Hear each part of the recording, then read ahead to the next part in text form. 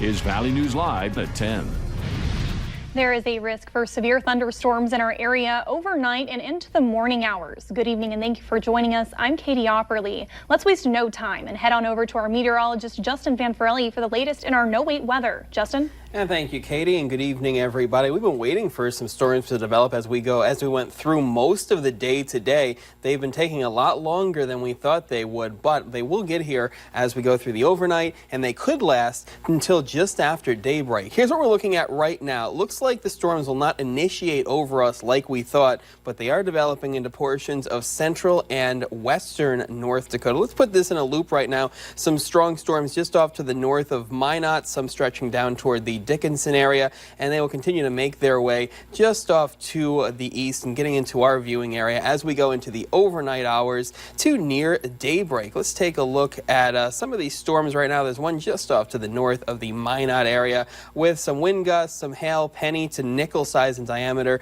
We do have a strong cold front making its way through. Behind the front, temperatures getting into the upper 60s. Ahead of it, muggy lower to mid 70 temperature reading. Let's take a look at where that front is as of right now, and it's stretching from like Thief River Falls back toward Jamestown, the Bismarck area. This will continue to make its way off to the south and to the east as we go through the next 3 to 9 hours or so. So we do have that chance of some showers and thunderstorms. Some of them could be strong to severe during the overnight till around the daybreak hours, as temperatures ahead of the front still staying muggy, and it'll be mild into the upper 60s. But after we get this system out of here for the day tomorrow, we will really clear out, and cooler temperatures are on the way with a lot of sunshine for next week. We'll have the details on that coming up later in the newscast. All right, thank you, Justin.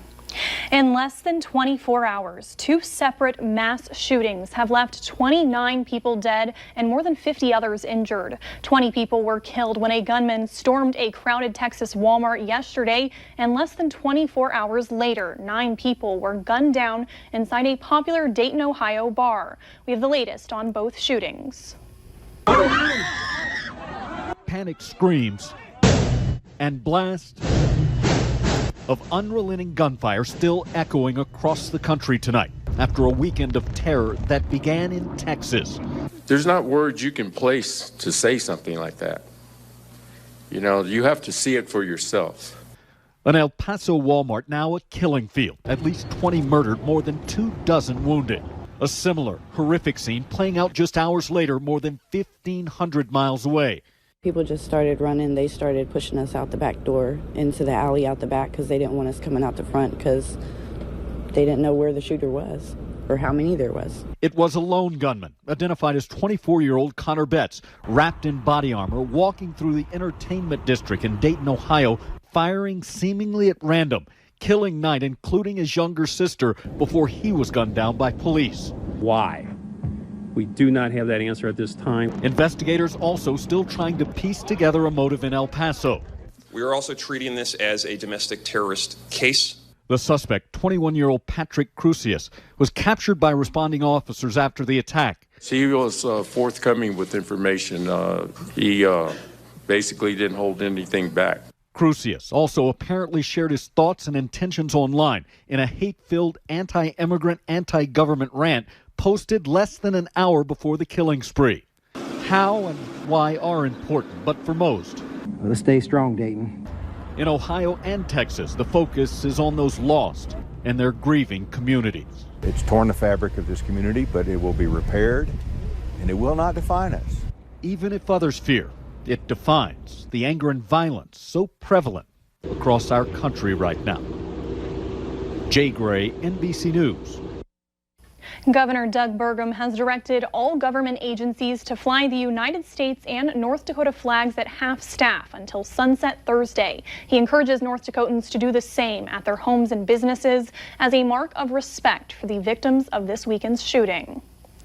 Law enforcement is searching for a man after he ran away from the North Dakota Highway Patrol. Officials say 28-year-old Julio Mendoza ran away after being pulled over for an expired registration. He then went into a building off of Highway 81.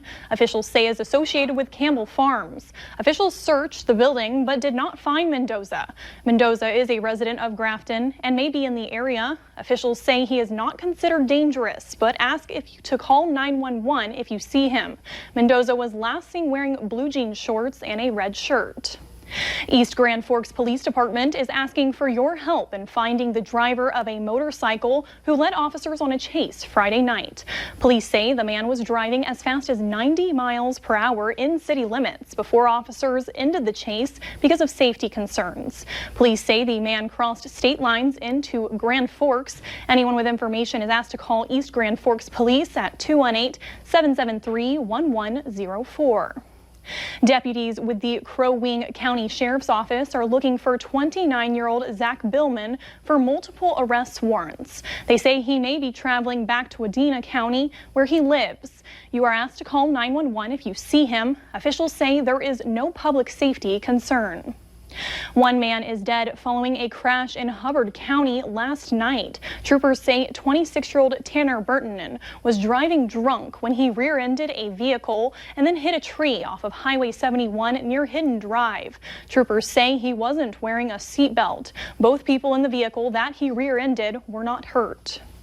A North Dakota man is facing several charges, including drunk driving after he crashed his motorcycle into a car in Grand Forks last night. Police say 24-year-old Austin Johnson was thrown from his motorcycle after he rear-ended a car at the intersection of Gateway Drive and North Washington Street. Johnson was taken to the hospital.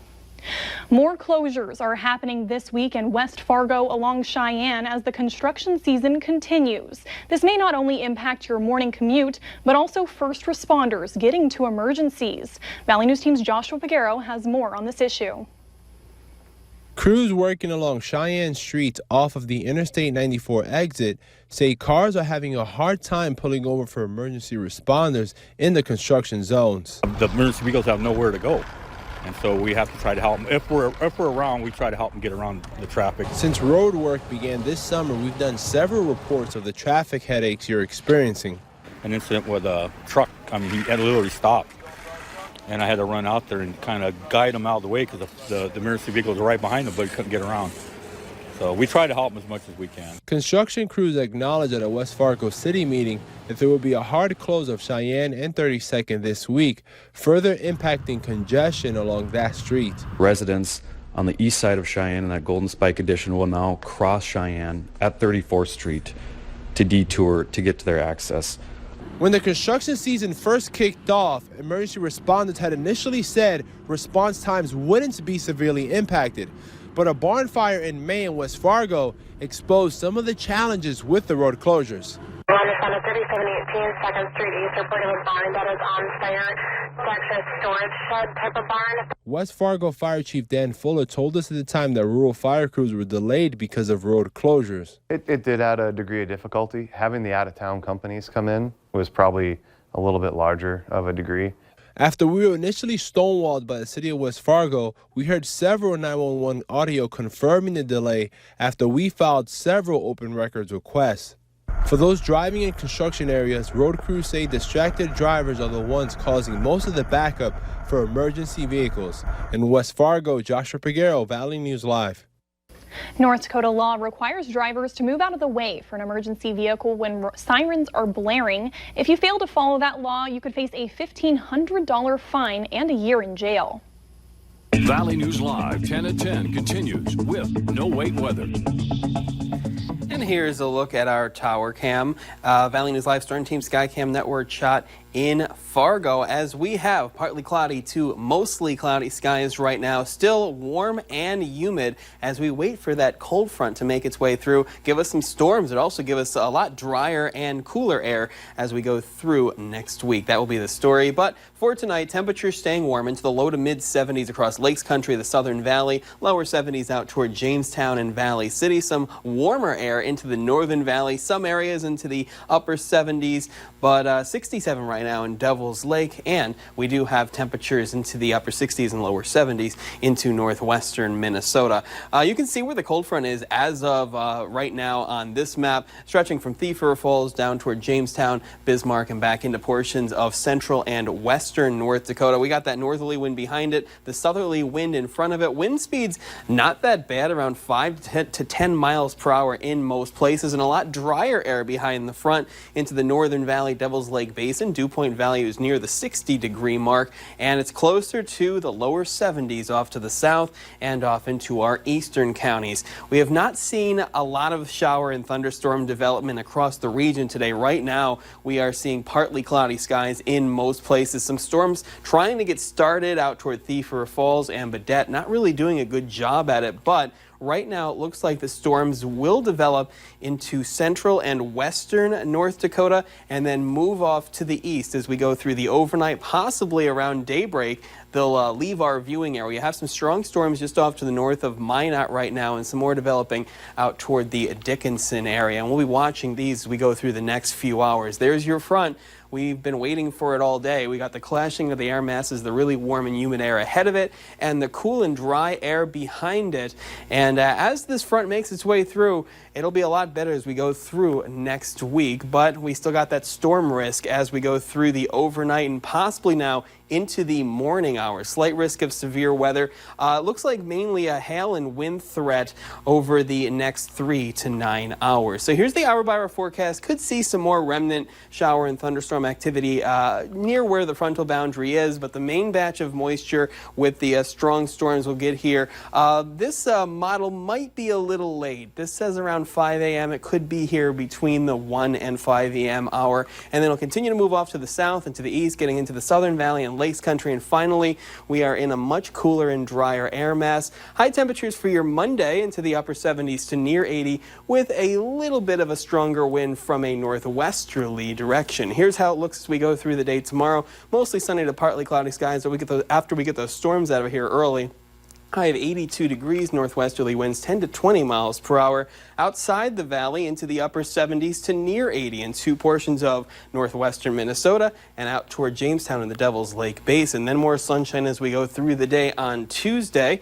And temperatures a little warmer, some places into the mids and upper 80s, but we do have another chance of some showers and thunderstorms making its way through Tuesday night and possibly into early Wednesday morning. Here's the photo of the day. It's called Loons on Lida. Thank you to Chris for this one, using the background of the 7-day forecast. And there's your chance of some shower and thunderstorm activity early Monday, then clearing out through Tuesday night into early Wednesday. That's our next chance of showers and storms. Low to mid 80s over the next couple of days, then upper 70s for Wednesday and Thursday with more sunshine to round out the week. Another storm chance on Saturday, and that will cool us off from the mid 80s into the upper 70s with sunny skies by next Sunday. So everyone should make sure they have their app so they can keep track of everything through the night, right? Yeah, have your app. You might be woken up by some really loud storms, so definitely be prepared for that. And we'll be here for you through the night in the morning show, again, starting at 4:30. All right. Well, thank you, Justin. Today marks the first Sunday where stores open before noon in North Dakota. Coming up on Valley News Live at 10, we hear from shoppers who came out bright and early this morning.